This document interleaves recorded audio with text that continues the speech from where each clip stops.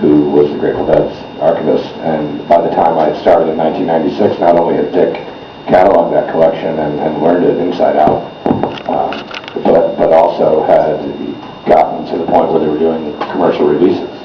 So we had the advantage of a model, namely the Grateful Dead model, to look at. And I wasn't told to model the thing after the Grateful Dead, but that Dick was the person who most resembles my approach, I think, to the thing.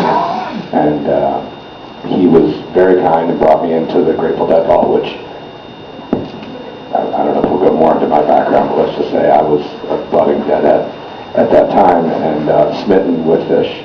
And it was incredible to walk into the vault and get some words of wisdom from Dick. It was a huge inspiration as long as I knew him. And he showed me their facility, and I was very inspired because it was essentially a proper vault.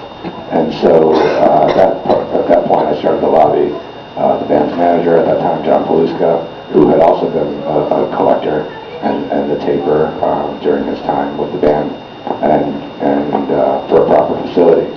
And we, some other people helped. A person named David Wexler, who runs an incredible facility called Hollywood Vaults, helped consult on building what I would consider a state-of-the-art magnetic media facility.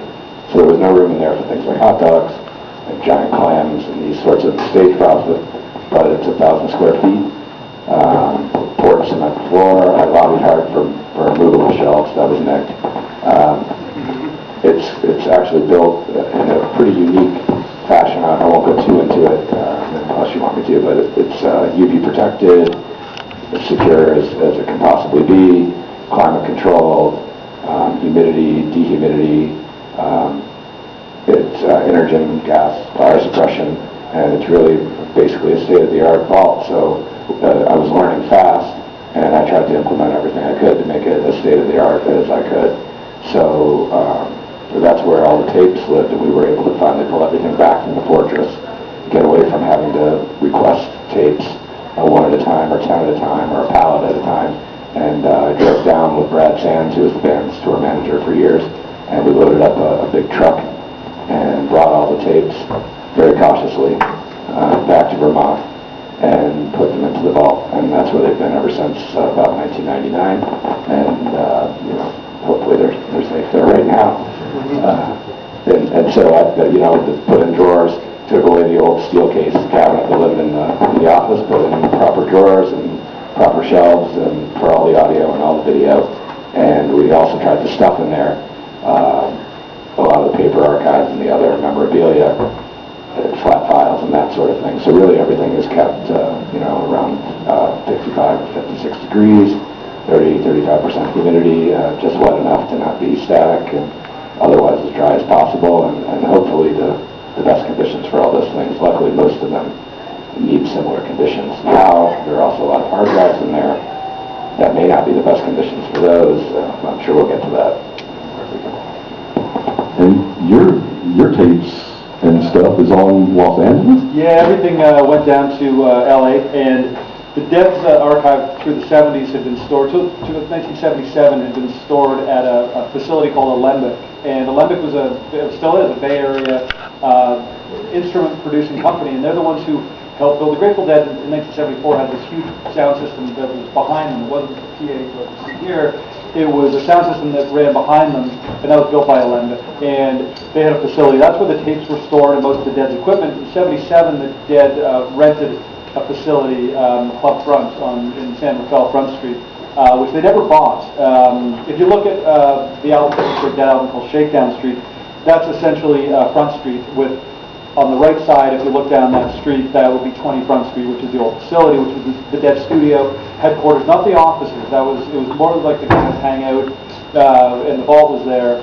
And then in 1994, it was stored okay. It was not a state-of-the-art vault by any means. And in 94, the Dead bought a huge old Coca-Cola distribution warehouse in Novato, California, and they built their offices and recording studio and a tape vault. And Jerry was still alive then, so they certainly saw this as something that they would be recording in and producing music.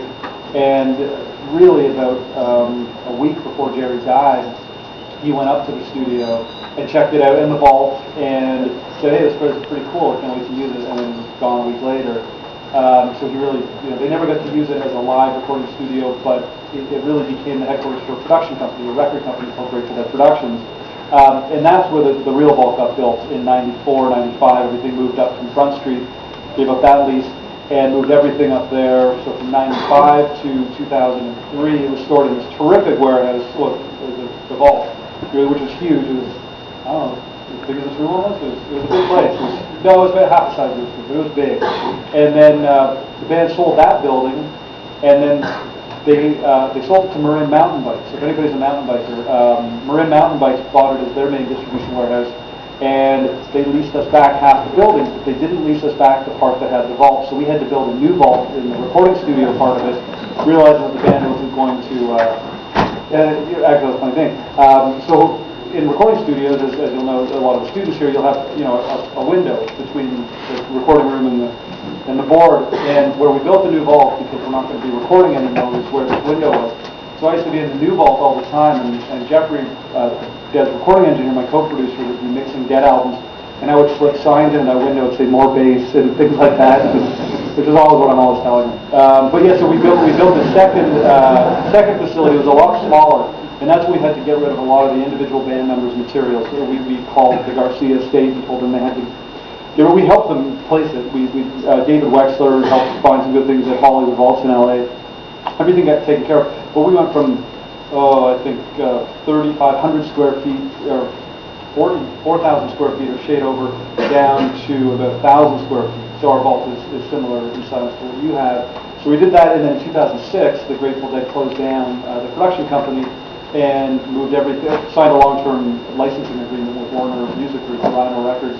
And part of that was that Rhino would now take care of the music, which was great because it's a big responsibility, especially when you went from a company that had 40 people to 20 to 8 to me. And I was already left and moved back to Canada, knowing that this was shutting down. So we moved everything down to North Hollywood, California, where it's in a tremendous facility now. It's the Warner Music Group main vault, so anything you've ever seen come out on the Warner Music Group is stored in this facility, which is to say they take it very seriously. And Edgar Bronfman, who runs the company, one of his first things when he took over as CEO, and he's a Canadian, when he took over in 2004, was to make sure that everything was preserved, because he saw the future of the Warner Music Group being the archives, being reissues, companies like Rhino. So we've got a tremendous facility, and everything has been taken care of, and it's in good hands and honest people. And when we need stuff, we get it within hours, generally through files being sent, and when we need the physical tape, it's an overnight up to the Bay Area where all of our production is still done.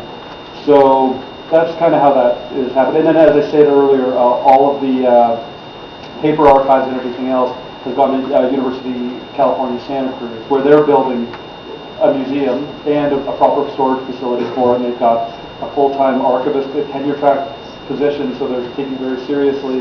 And they've got many interns cataloging like crazy. It's good to see.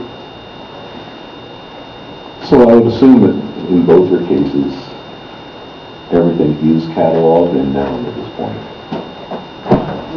You know where it is. I could find you any tape in that vault, and I don't even live near that vault. But I certainly know where it is, and I know what's on it.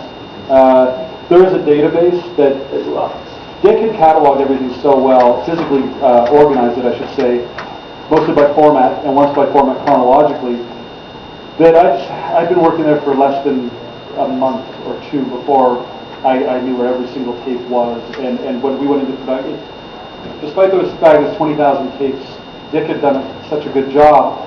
This database, I've never turned it on. I don't know. I know it's in a FileMaker Pro, but I've never looked at it. And when Warner Rhino took over, they wanted the database, of course. They wanted to know what they were licensing, what they had access to.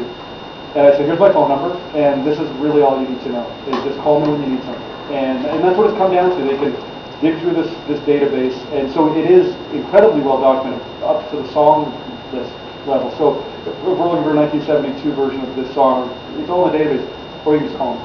So yes, it's cataloged. And then the non-paper archives, it wasn't cataloged. Eileen wasn't very computer savvy, but everything was with finding aids. So every box, every shelf had a very detailed finding aid. And again, Eileen, with archives, you can't say enough about institutional knowledge. And this isn't to advocate for any kind of job